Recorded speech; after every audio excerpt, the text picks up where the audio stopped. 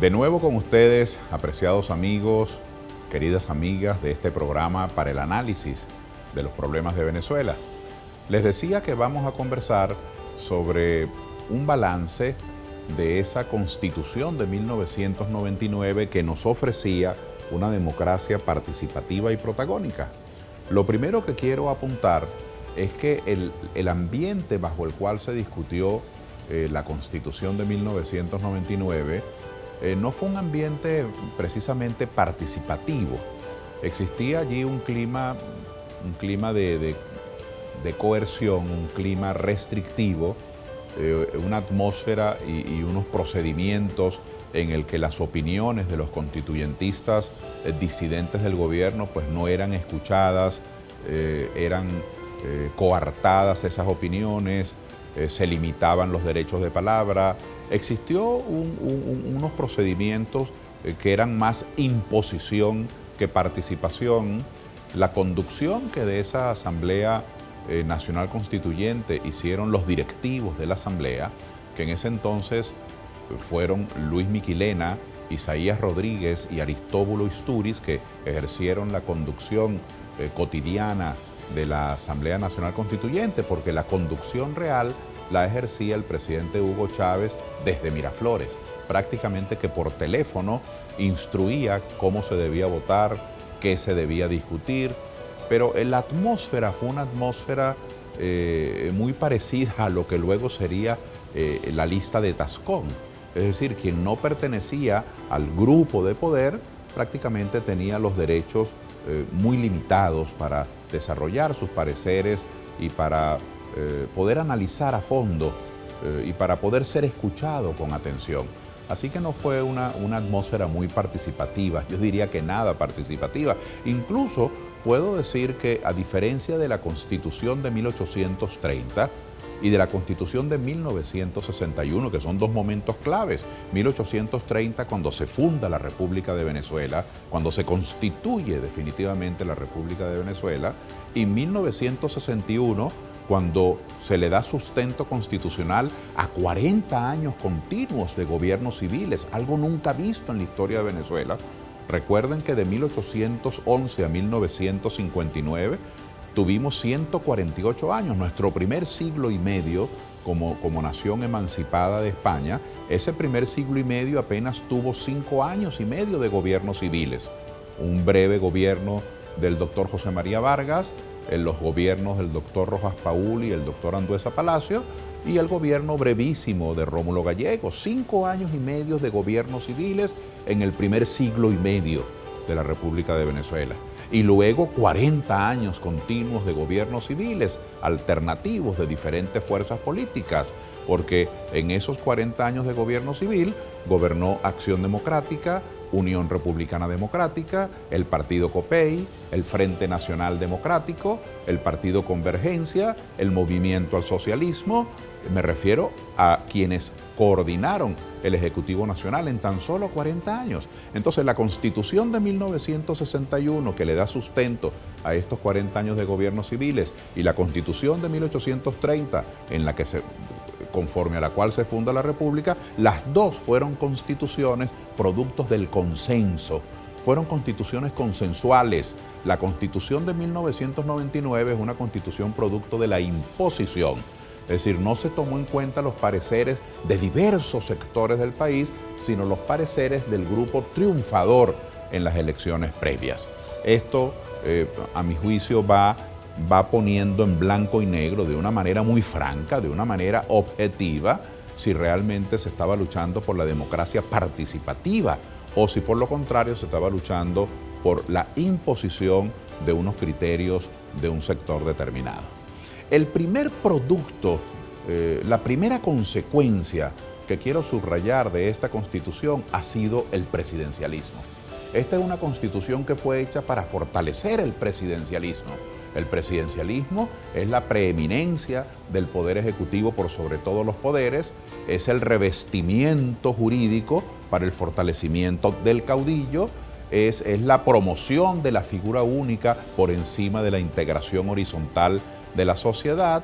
El presidencialismo es una manifestación de las últimas décadas del viejo personalismo latinoamericano que se manifestó a través de los caudillos militares. ¿Y por qué afirmo que esta Constitución es presidencialista?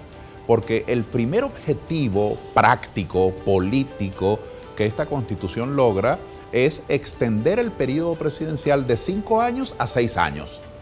Pero además logra aprobar, decreta esta Constitución, la reelección inmediata. Entonces fíjense, el periodo presidencial era de 5 años en la Constitución de 1961, lo lleva a 6 años. Y según la Constitución de 1961, nadie podía reelegirse inmediatamente, sino que una persona que hubiese sido electa presidente de Venezuela tenía que esperar 10 años, 2 periodos para volver a postularse.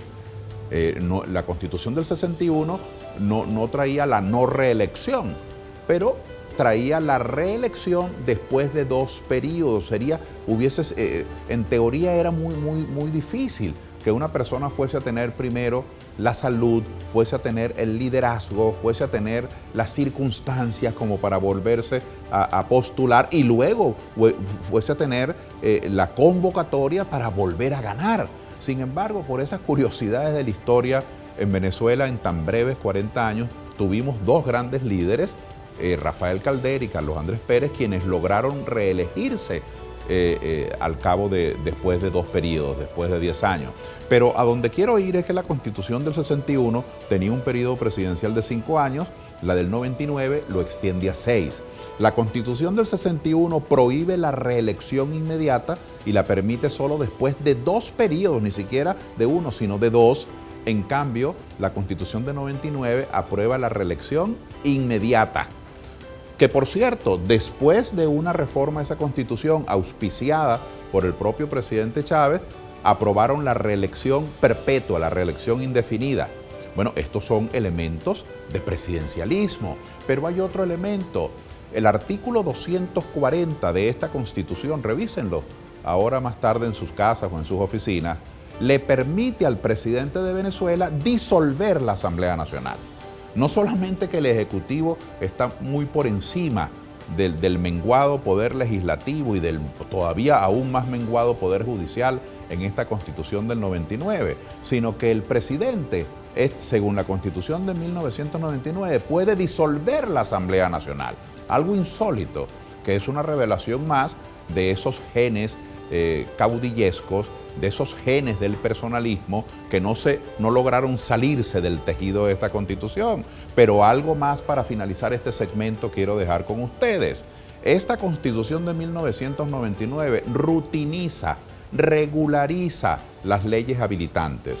Con esto quiero decir lo siguiente: las leyes habilitantes, es decir, la delegación que hace el Parlamento al decretar una ley para habilitar al presidente para que legisle, autorizar al presidente para que decrete una ley, a eso llamamos habilitar coloquialmente en la jerga política. Entonces, estas leyes habilitantes, según la Constitución de 1961, eran leyes que solamente se podían aprobar en el Congreso antiguo, en el Congreso bicameral, por una emergencia económica y financiera. Cuando el país se encontraba en una emergencia, lo que llamamos una crisis financiera o económica, para poder actuar con rapidez, expeditamente, para no esperar todos los procedimientos parlamentarios que suelen llevarse primera, segunda, tercera discusión, es decir, para poder atender las emergencias financieras, se autorizaba en la Constitución del 61 al presidente, mediante una ley especial, se le habilitaba para decretar leyes económicas y financieras.